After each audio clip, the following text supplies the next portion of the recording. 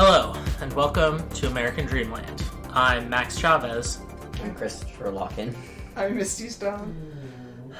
In almost every version of an Abrahamic religion, one of the most sacred responsibilities of the Archangel, whether it be Metatron, Gabriel, or in some instances, even the lead Archangel, Michael himself, is to serve as a voice of the Lord, one who is able to see the huge majesty of the infinite, to understand the fundamental will and structure of reality, and be able to voice it, so us mere humans are able to understand and get just that little spark of the divine. And folks, not to be too sacrilegious here, but as Chris has been saying to me for the last week, I need to stop touching the lay of heaven. You need to apologize for touching the lay.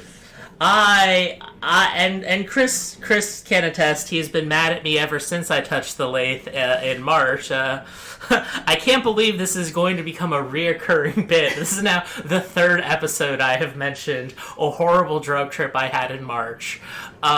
First in our Stan Johnson episode, then to make fun of J.D. Vance in our last Pope episode, and now I've apparently touched the lathe of heaven because I've always been... A lot of my predictions that are sad and come true, a lot of people had. I, in graduate school, said that when asked in 2013 what the next big civil rights issue in our country would be, said it would be trans rights. In terms of the next political wave, I warned that budding online right-wing influencers would eventually corrupt the Republican Party and lead to potential fascism in this country, and I never thought much of it, since plenty of people, including other great podcasts such as the QAA podcast and plenty of other academics, have said these things were going to happen. But apparently when I touched the lathe of heaven, I just brought evil into the world when I said nothing worse could happen than an American Pope. Look at this one idiot who has the most dumb idiot brain idea. And this is hopefully the first of not many whoopsie daisies for Max Chavez. Josh Joseph, you're a brave veteran, and I apologize. Your article is dead on. Apologies both for my making fun of your record, and also I think I forgot your name. Yeah. Yeah, I really do blame Max for this turn of events. I think somehow covering all the American popes just... You tempted fate. Yeah, you tempted fate, and maybe you gave the conclave an idea. So our formal introduction to this episode is Emergency Popewatch 2025. Because we're so bad at publishing, we released the Popewatch one to the public a little late, and by the time it was released, a guy I had made fun of and said under no circumstances could he become Pope because of all of the sexual abuse he covered up in Peru, is now Leo the 14th. The next Archbishop of Rome, the throne of St. Peter. We have a Pope from the great city of Chicago. Here's what I'll say. The concept of an American Pope is an abomination. Should not exist. Yeah. This personal Pope, what will determine whether or not we will like him, I feel, would be how much he pisses off Trad Caths. Oh, yes. And we will say, we may have our first poster Pope, because apparently it's very much on the record that he hates J.D. Vance and Donald Trump, which, understandably, he's a man who's lived most of his life in South America, recently was promoted, and then has spent the last few years as a cardinal in Rome, doing Catholic Church stuff. Like, I'm sure he thought he was in a very comfortable position of, like, I can just make fun of these people, who's ever gonna know? And now he's the voice of God to 1.4 billion Catholics worldwide. And I have already seen, they're already starting to transvestigate him. Yes. So, he's already disliked. Okay, by the Maybe this is my hot take, but like I think it'd be a little bit more weird if they didn't transvestigate the Pope, just because like these people are like clinically. Did they transvestigate Francis? They did. They transvestigated Benedict the 16th and Jean Paul. Folks, transvestigators are. I hate to be so glib about this because they're hateful bigots, but these are not serious people. They're saying.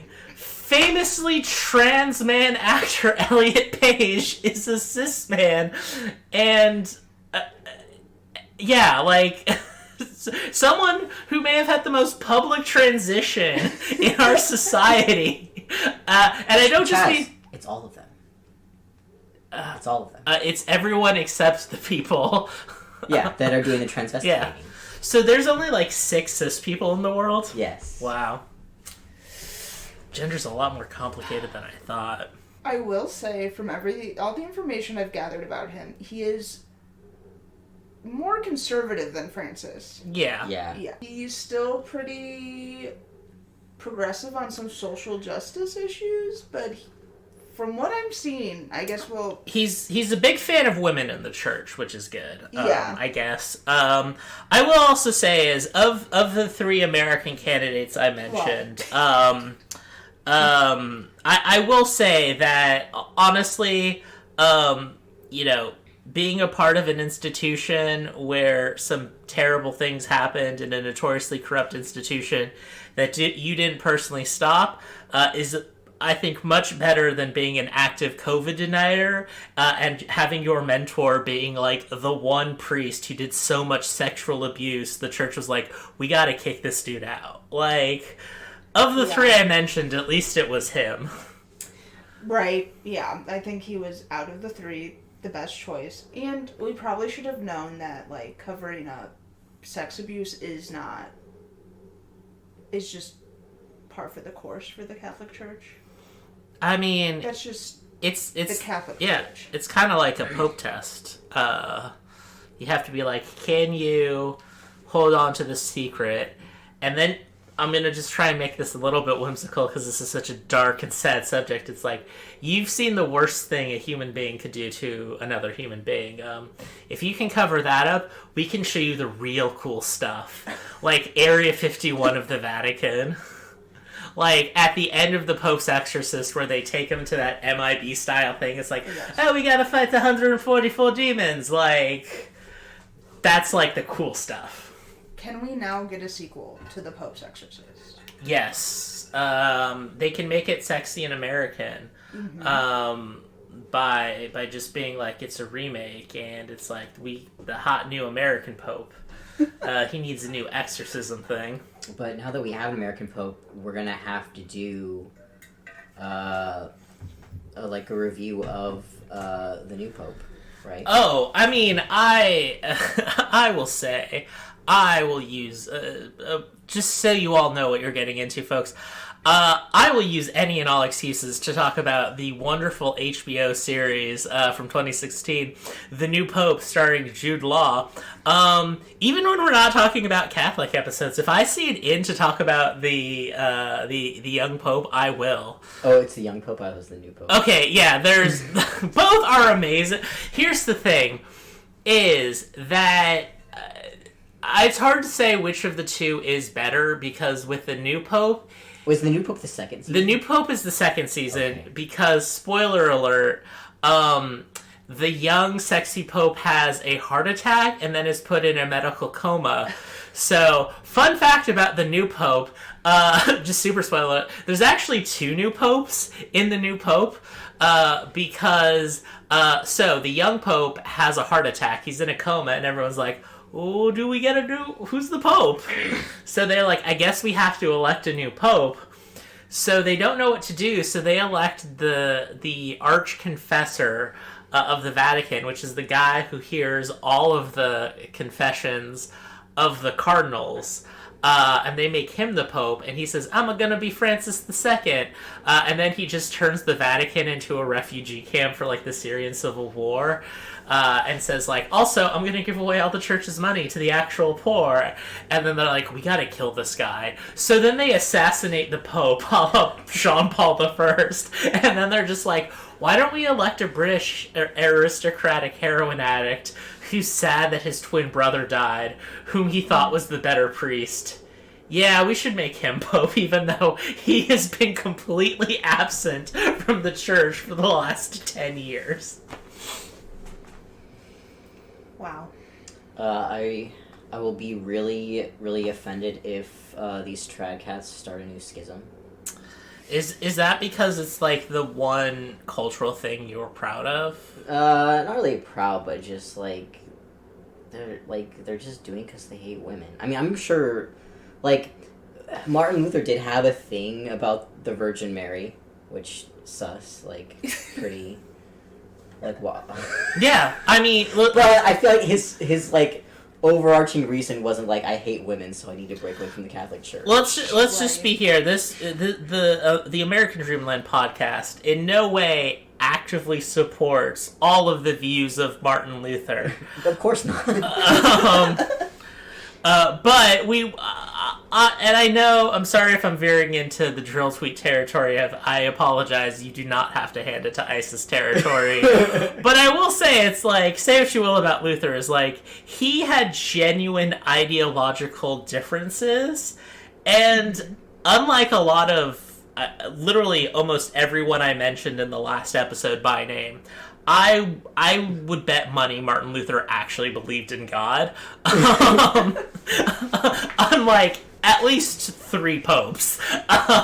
So, yeah, like, whereas these guys are just like, what? I need a reason to hate women. I need a reason to hate women, but also, like, be intellectual and aristocratic. Like, I can't be one of those, like, manosphere dudes who hates women. Right, I did find, in preparation for today, while working, I did find this Catholic couple discussing Trad Caths and how they're scared that they're going to bring down the Catholic Church, that they're not going to make people want to convert anymore, and that they were, like, warning other Catholics. They're like, don't just laugh them off. Like, take them seriously. They'll come in and people won't want to join the Catholic Church anymore. But like we said, like, they're not going to come in. They're not going to go to church. No, but they have podcasts. Yeah. They do have That's true. Trad Cath. They just, like, podcasts. you think they're just going to give Catholicism a bad name? Yeah, and I think they're worried that it's... I think statistically women are already turning away from religion. Yeah. And so they're probably worried that religion's already getting oversaturated with men, especially in the States.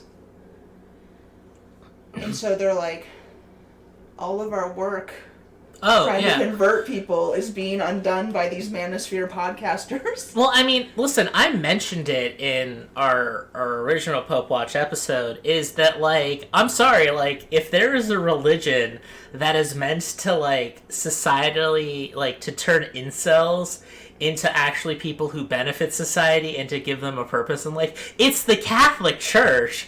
It's like, hey buddy, you're not getting some, but you want to serve God?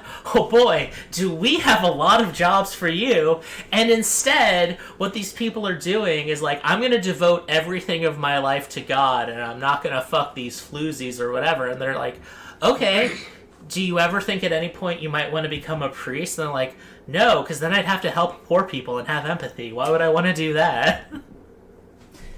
Right. And some of them are still, because this couple was complaining, like, some of these men are saying to sleep around still, and it's only women that need to be virgins. And they were like, that is not true. They're very upset. I appreciate their concern. Okay, I'm very curious, because this will just...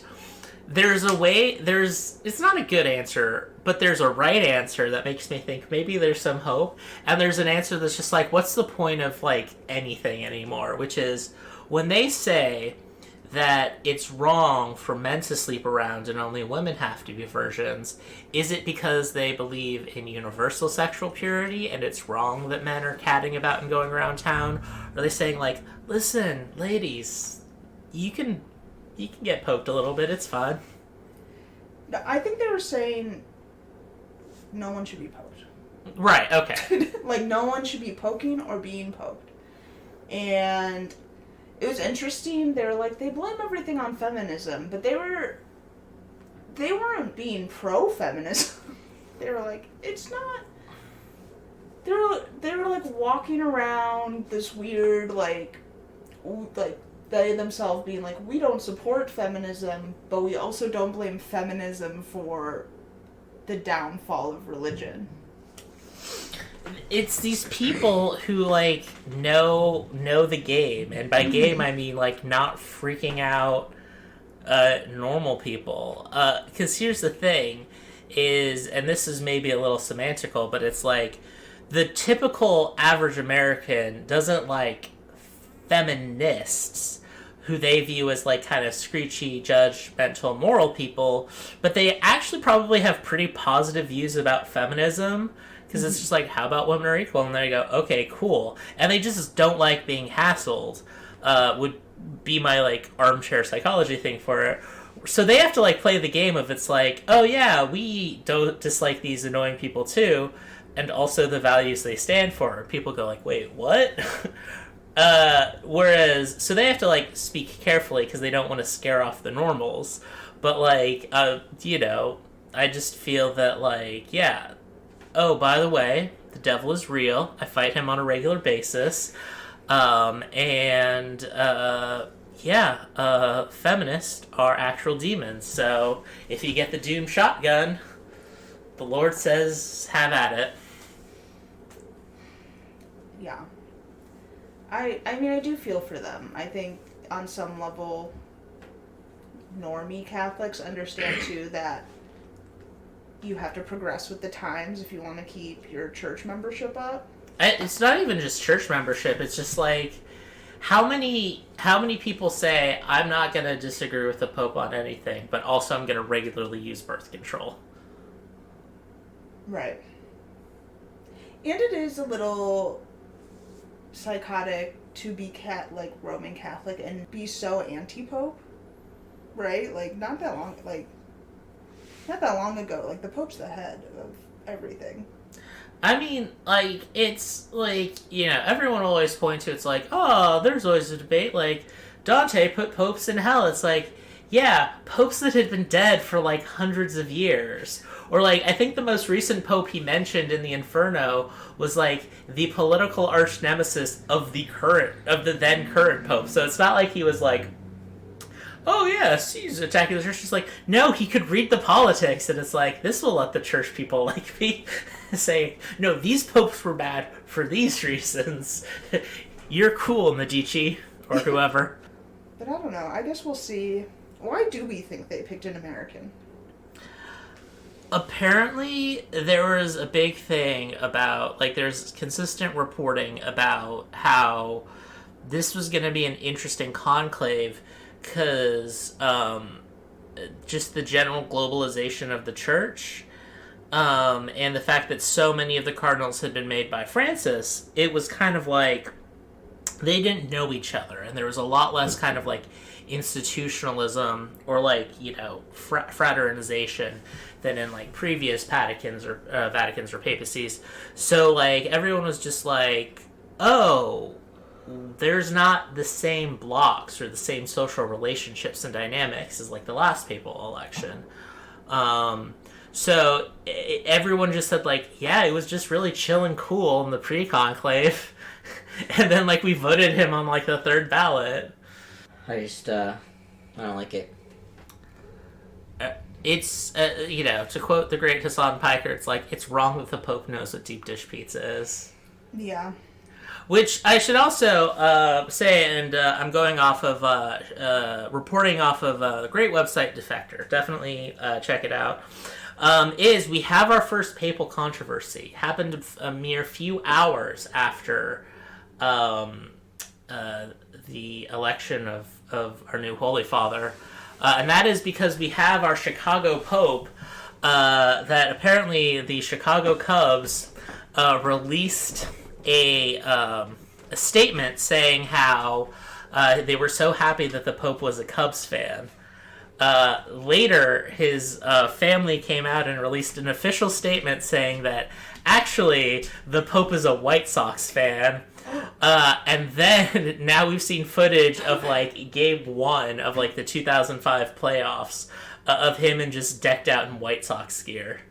So, just adding to the Americanness of it, our first papal controversy of Leo XIV is about baseball and the rivalry between the Cubs and the White Sox. Not about the cover-up?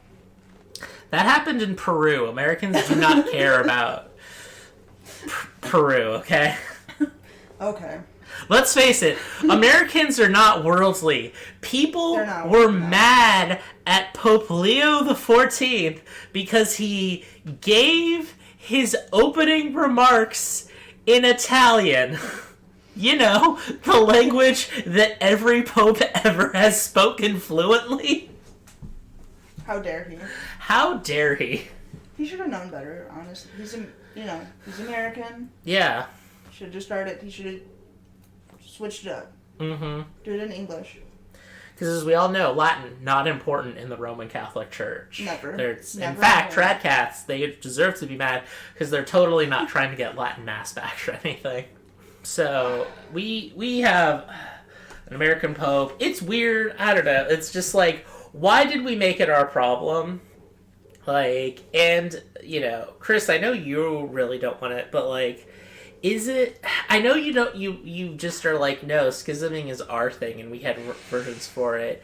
But, like, wouldn't you at least be happy if it's just, like... I don't know. We're so bereft of it. Like, it'd be nice if Americans actually had convictions and were like, I think the Pope is the Antichrist, so I will leave his church, instead of just giving it more money. But would the money be better in the hands of the Catholic Church than those Trad Caths? I don't know. Listen, this is a real... this is a real let them fight situation, I do admit, but... Yeah. Yeah, I do think it is, the Catholic... You gotta fight this fight on your own. Mm-hmm. They gotta defeat, they gotta defeat the Trad Caths. I agree, but from the Trad Cath perspective, is like you don't want to delegitimize, the Vatican. So are they just like, okay, if this happens a third time, then something bad, then we got to do something. What happens a third time? Like we elect a third woke pope. He's like diet woke though, right? Even compared to Francis, right? Or are we just waiting to see? Yeah, it's just a wait and see, I guess. It's a wait and see on like the big things. And this is based off of no research, but I tell you this is, by the nature of the fact that he's an American, he's gonna be the most just like, if he is woke, he's gonna be the most libbed up woke, and like forget anything like marginally cool, like casually using a homophobic slur or standing up for Palestinian rights. Like, no, it's gonna be just hateful bigotry and just ignorance of like the most devastating humanitarian spiritual crisis currently happening on the planet. We're very uncomfortable being... You were saying, we're very uncomfortable being from the same country as the Pope. Yeah, so your solution is that we not only show up the Trad Caths with saying, see, bitches, this is what a schism actually looks like, and we actually stand up for our convictions of saying, like, I will not share citizenship with the Pope, therefore I will form my own nation. Yeah. Okay. Basically, I was reminded of the movement to make California its own country by the podcast The Drain. Mm-hmm. And, like, they're getting the coveted ADL bump of your uncle. Your crazy uncle. Okay. Our mutual friend, like me and Max's mutual friend, and then someone from work that I was talking to the podcast about. That's great. Should we? I think we should also. Quick thing before you at me at my lack of self promotion is, I was at a work event and I had a really good opportunity because my superiors at work were explicitly talking about. I want to be in like a cult-like personality, and like I don't know if the AI episode will come out, but we had just finished recording the AI episode, and on the one hand, I was like, oh, maybe I should introduce, and that will like, show a little bit of my personality to my coworkers, and then I realized one, I actually like that my coworkers know nothing about me from a personal perspective. And then two is I'm just remembering all of the horrific things I have said on the podcast that I don't want to follow me around in employment. Yeah. I don't care. Yeah. I think by the nature of my job, I have to care a little bit. Mm-hmm. And with my crazy uncle discovering the podcast, that's whatever. It's its own thing. I can't prevent that. Listen, we were talking about it earlier, but it's so wild how he we don't really understand how he found it. I know this is going to be very shocking to you all, but like these are not our real names. And also, I don't know if you care about production stuff. Is Misty is a very helpful part of the show. Like we don't want to like. This is not delineation or anything, but basically it is just like all of the tech back end is pretty much done by Chris, and I do basically some admin stuff, basically just like signing up for accounts and like paying for things that need like a credit card information or whatever. So it's just very funny that like her uncle found it when like there's no possible way her name could have been attached to the podcast. But I have offered to help, I will say. Yeah, this is just a very funny of like if we do an OPSEC screw up, it would be Chris or I. Like I'm just wondering because your name. This is not again. You do plenty of work for the podcast. It's just like your name's not anywhere. How did he find it? But anyway, I feel like we all sort of agree that California being its own country would be better than the situation we're in now. Mm-hmm. Yes. But on an earlier episode of The Drain, they offhandedly mentioned something that I think sounds a lot better, being part of Mexico. That'd be sick. Honestly, I trust Shine Bomb better than any whatever California politician would get the top spot. Listen, in the new country of California. Yeah. Listen, I just have to ask. Like, this is maybe our branch to Zionists, and other such people. But let me finish. Is put your money where your mouth is. If you really dislike this president, and you want to be led, if representation matters, and you want a strong Jewish female president, Claudia Schaubaum, apologies for mispronouncing it, is everything a lib wants. And let me just tell you, do you trust a proud Jewish woman who fought against institutionalized corruption and sexism? Do you trust her to do what's right for you? Or do you trust the guy who has shared a sexual partner with Donald Trump Jr.? Currently sitting governor Gavin Newsom, ex-husband of Kimberly Guilfoyle. That is, I will say, the one Newsom podcast I will listen to is if John Jr.'s ever on. The Hell tension yeah. and awkwardness. He has to do that. Come on, Newsom. Invite him on.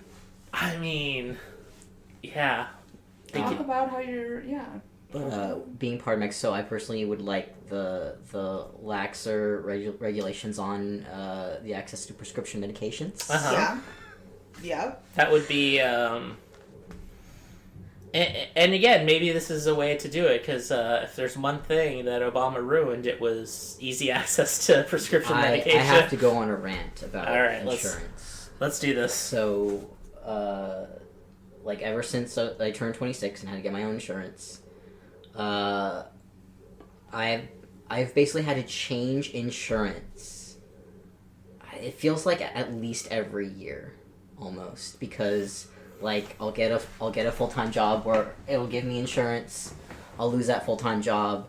I'll have like a part-time job where I make enough money to where I make too much money for Medi-Cal, so I'll get insurance for the exchanges, and then I'll start making like money under the Medi-Cal threshold, and then they'll make me switch to Medi-Cal. So I just keep having to change insurances, and then every time that happens, the insurance company has to get my doctor to say that I actually need the medication that I am prescribed. So, such a good, great system we have.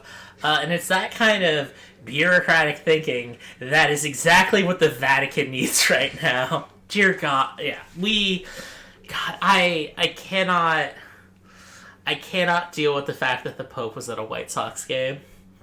Like, just there. It's one thing if it's like, oh, visiting dignitary, but like, he just casually goes. Like, that's not Pope-like behavior. Do you think he'll go now? As Pope Leo? I think he absolutely has to go to Chicago if he comes to America at all, and does one of them speaking tours. Do we go to the speaking tour? Or would we be bored? It'd be so hard, and like, what would we get out of it? Probably not much. Probably boring. Yeah, this isn't like, this is not like, no offense to the psychic fair people, it's not like, all right, let's have some interesting conversations, or like, This is just going to be like, I'm going to be the most boring Catholic thing ever, and maybe Jim Gaffigan will do stand-up. Like, people don't know about the psychic fair yet. Oh, okay. Well, spoiler alert, we have an episode where we go to a psychic fair. Listen! The Pope stuff really took us back, and we were already bad on our posting schedule. The point is, psychic fair is probably cooler than seeing the Pope speak if you're not a Catholic. Yeah. Anyway, but back to California.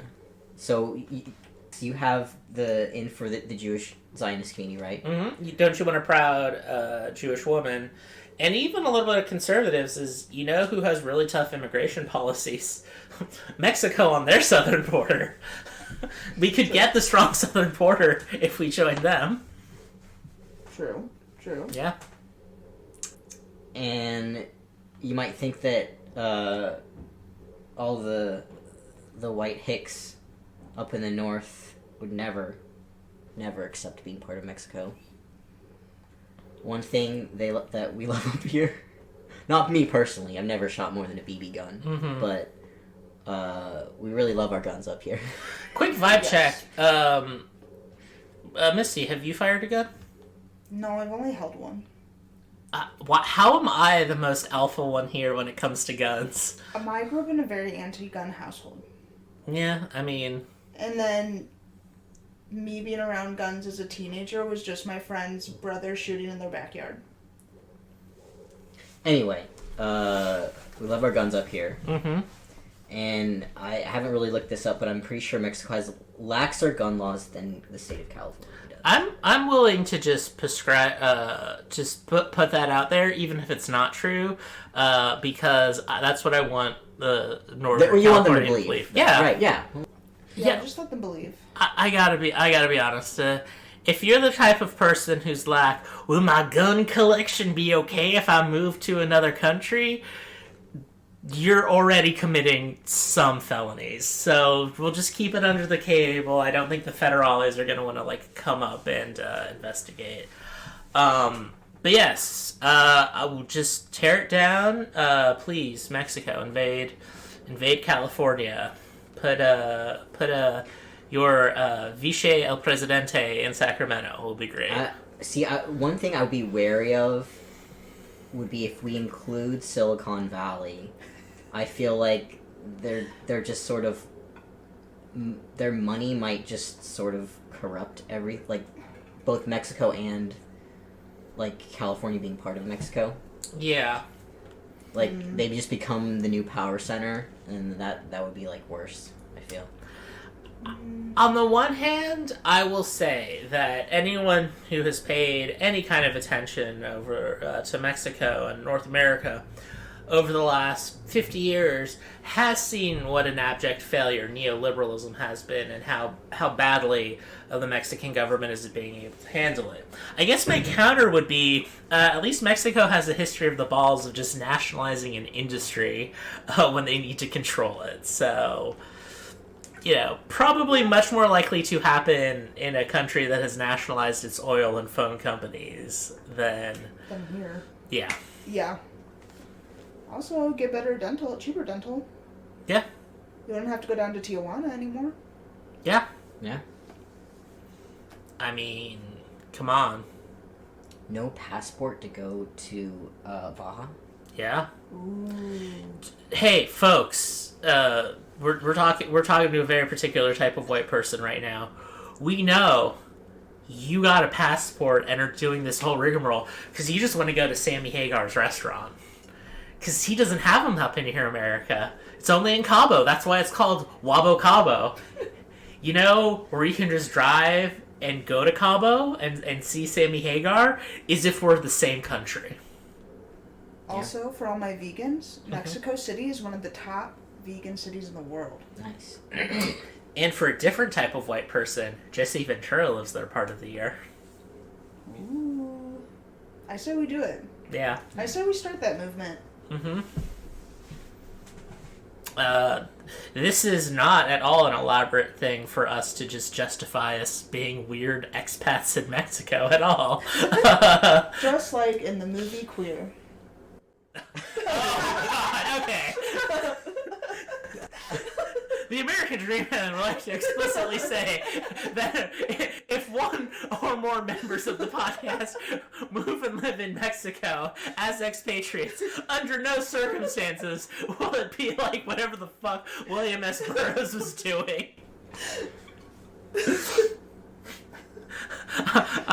We'd like to make it clear that we just have reasons to move to Mexico, be it our outside job, the political instability in America, or just the beauty of living in the Sea of Cortez, and not at all because we are escaping heroin charges and have done so much crime. Or is it? I mean, at least we'll stop doing the crime if we go to Mexico.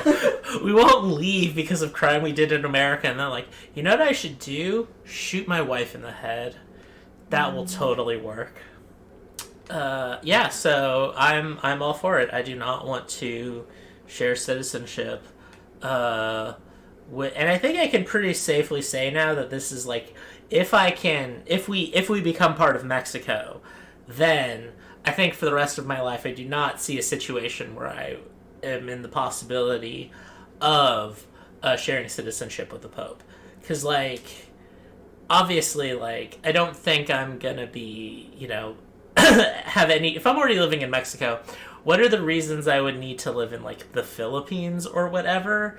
And I don't really see myself... I don't know, I have a hard time seeing a white middle-class professional like myself moving to Africa and it not being inherently genocidal and colonial. Mm-hmm. True. It's not just going to be I'm moving to Hong Kong for a year. No, I'm doing something terrible. So, I don't know how much more we have to say, but I just want to give a little bit of, actually acknowledging papal history of just, in many ways, based off of just a few quick Google and Wikipedia searches, why I think Leo XIV is the perfect name for the American Pope. And there's a few reasons why. One thing that America is great about is just passive-aggressive grievances that we never really address or acknowledge, i.e., Irish people not being considered white in the first censuses of the United States of America, and then just being now, Irish people are just those weird Irish Americans who are actually, we were the first slaves type of thing, but America's still awesome, don't attack it. So it's great because obviously that passive-aggressive thing of, obviously, as we said, the problem the Trad Caths actually have with the Catholic Church It's not wokeness, it's empathy and having to pretend to care about poor people. So wouldn't you know it, the last time we had a pope named Leo, it was Leo the 13th, who basically helped promote the idea of the free movement of people. Nice. And labor unions, which basically meant that he was pro-immigrant and at least pro-worker enough where a man could pay the salary because women in the workforce is still demonic and evil. But to be fair, if we're praising Francis for being the woke pope, that is pretty woke for 1903, which is when he was pope. That is, yes. So there's that. It's also the great name for an American pope for other reasons. Doing a little bit of history, there was controversy from the name Leo from the very first Pope Leo, primarily because he was head of the church during the reign of Genghis Khan. Oh, not Genghis Khan. Attila the Hun. My apologies. Different. He was head of the church at the reign of Attila the Hun, famously the pagan barbarian warlord who terrorized Europe after the fall of Rome. And there's a controversy over how close and buddy-buddy the two of them were. Going on with my edict of just like, yeah, religion's really important to you. That's why you're trying to, like, serve under a non-Christian guy. So that's fun. But probably my favorite Leo is probably Leo the 10th, who is great in a lot of ways. First of all, we get to tie him into that dumb Trump AI picture because Pope Leo the 10th was the last pope elected who was not a member of the priesthood. So that's great. Two, just that whole fake sense of, like, meritocracy, completely understanding how class in America works, because Leo the 10th was also, how did a not priest become pope? Simple. The Medicis bought the seat. So that's great, is he's a member of the powerful Medici family. It's like, no, we don't have royalty. I'm just from a wealthy family that gave me everything. And lastly, and probably my favorite part, is he is considered a controversial pope because he was accused of trying to sell the papacy. And not only is the only pope to be elected pope more than once, he had 3 distinct papacies. Which basically came about... by the way, he also died when he was like 45. So this man had an interesting 15-year run as the Pope of the Roman Catholic Church, where he basically just had his family buy the seat, kind of got bored and said, I'm out, I'm gonna let my uncle become Pope now. Realized he actually liked being Pope, declared his uncle a heretic, and he was the rightful Pope, started a war for reasons. Oh, he started a war to increase the power of the Papal States, got his ass kicked, was deposed, and then got elected Pope again somehow.